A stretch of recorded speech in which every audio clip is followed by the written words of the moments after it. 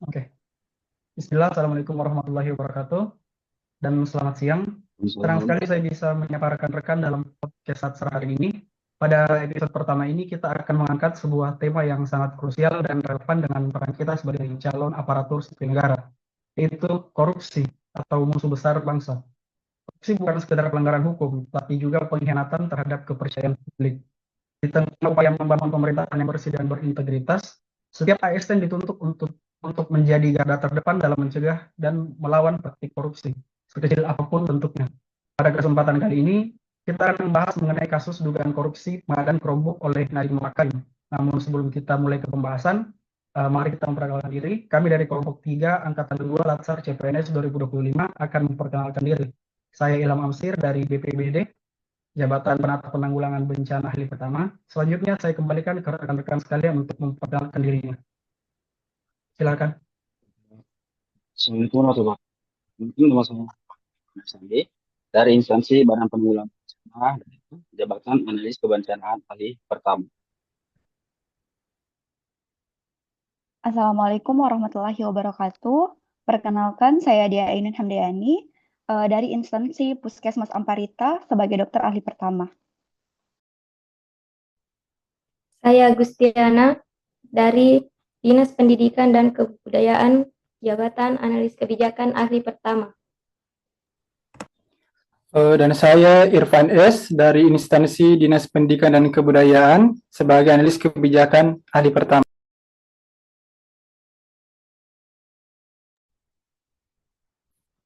Saya Mary Dihapsari dari instansi Dinas Tanaman Pangan Hortikultura, Jabatan Penyuluh Pertanian Ahli Pertama. Saya Hairunisa dari Dinas Kesehatan Jabatan Arsiparis Ahli Pertama. Baik, saya dokter gigi ahli pertama di instansi Puskesmas Biloka.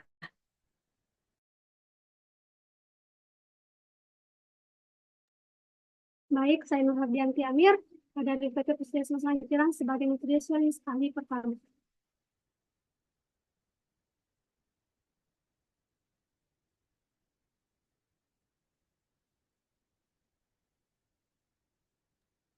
Baik, berikut kita saksikan video terkait dengan kasus korupsi Chromebook.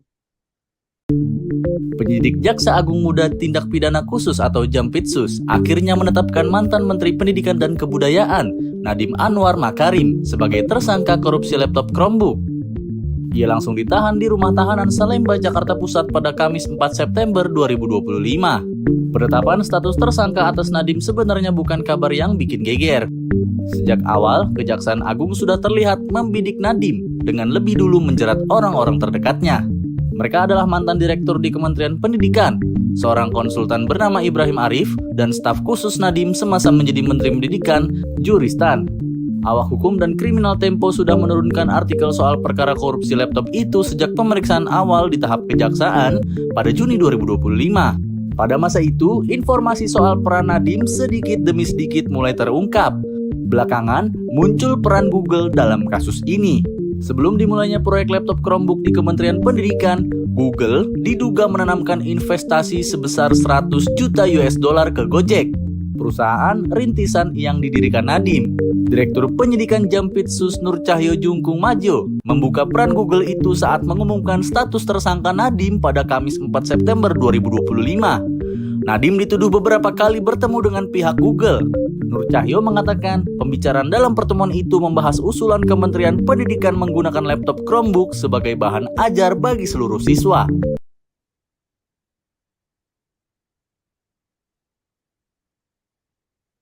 Baik, itulah tadi video dari kasus korupsi Chromebook. Kita akan langsung bertanya bagaimana pendapat teman-teman sekalian terkait dengan isu ini. Untuk narasumber pertama, bagaimana pendapat dari Kak Ridwan sendiri terkait dengan kasus ini? Tentu saya terkejut karena Nadiem itu adalah sosok inspiratif di era digitalisasi sekarang. Tapi kali ini menyoroti betapa pentingnya integritas, bahwa niat baik tidak cukup, harus diiringi dengan transparansi dan tata kelola yang penuh. Rakyat berharap lebih dari pemimpin inovatif, tapi kalau sampai mencederai pertanyaan ini, dampaknya sangat besar di masyarakat maupun tokoh yang korupsi itu sendiri.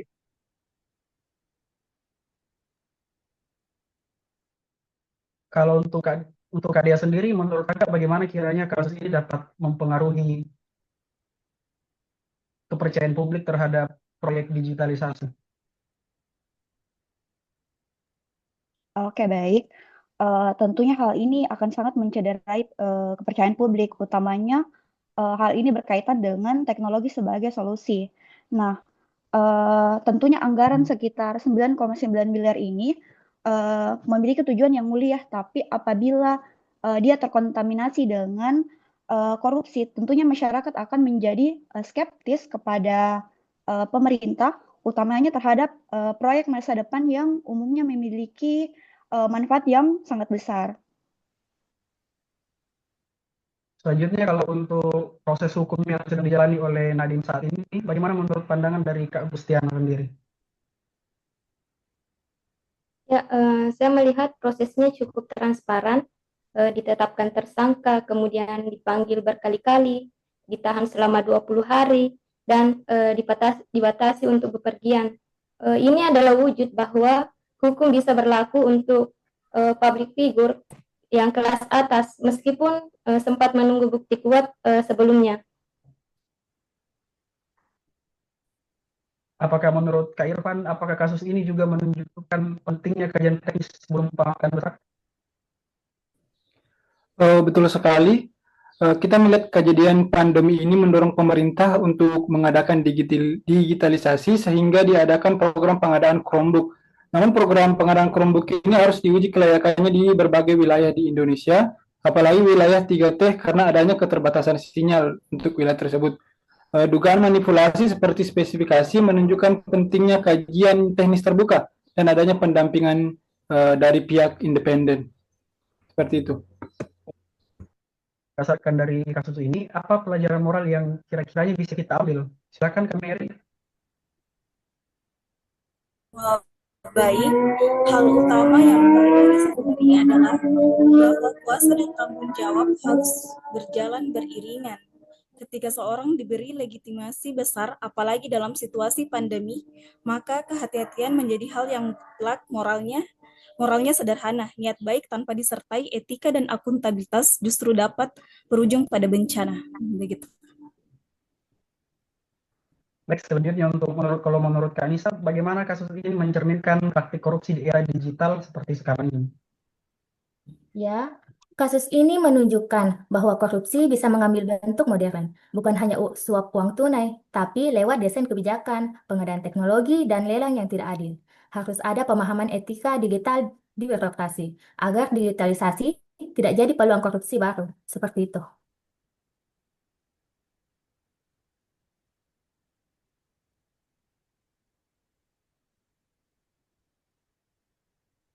Untuk kedepannya, bagaimana masyarakat bisa lebih menghadapi hal seperti ini? Silakan Kak Apri.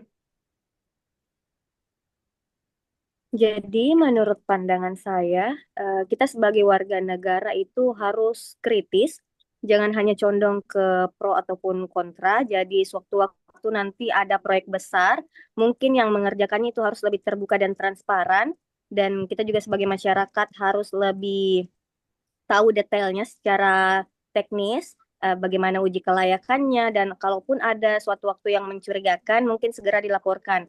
Nah, untuk media sendiri juga harus menyuarakan teknik narasinya, narasi teknisnya, agar tidak diserobot oleh opini publik. Baik, terima kasih. Jadi untuk pertanyaan yang terakhir, sekaligus sebagai penutup, menurut Kak Nur Hardianti, apa efek jangka panjang jika kepercayaan publik terhadap digitalisasi ini menghilang? Baiklah, menurut saya pribadi, risikonya besar kalau masyarakat mulai skeptis dengan program digital. Adopsi pendidikan jarak jauh atau e-learning bisa terhambat. Program transformasi pendidikan bisa kehilangan momentum. Maka edukasi dan transparansi harus menjadi fondasi untuk melindungi kepercayaan itu. Luar biasa sekali ya diskusi kita hari ini. Banyak kali yang bisa kita renungkan bersama, bahwa melawan korupsi tidak selalu harus dengan tindakan yang besar, tapi bisa juga dimulai dari diri kita sendiri, dari kebiasaan kecil yang jujur dan bertanggung jawab. Terima kasih untuk kepada semua rekan yang telah berpartisipasi dalam podcast ini. Semoga semangat untuk mewujudkan birokrasi yang bersih, akuntabel, dan berintegrasi terus dalam setiap langkah kita. Sampai jumpa di sesi podcast selanjutnya. Wassalamualaikum warahmatullahi wabarakatuh. Waalaikumsalam. Waalaikumsalam warahmatullahi wabarakatuh. Waalaikumsalam.